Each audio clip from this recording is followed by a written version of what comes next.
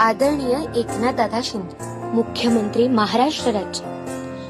पत्र लिहिण्यास कारण की तू सुरू केलेली लाडकी बहीण माझी या योजनेअंतर्गत आम्हाला तू दर महिना 1500 रुपये देणारस.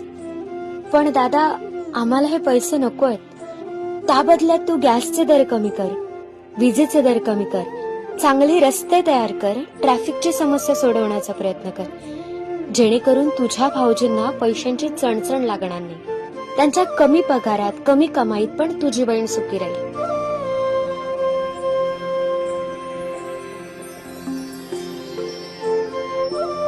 दादा, आणखी एक विनंती करते. तुझ्या लाडका भाच्या भाच्यांची शाळेची फी पण कमी करता येते का बघ, जेणेकरून त्यांचे चांगले शिक्षण सुद्धा होईल.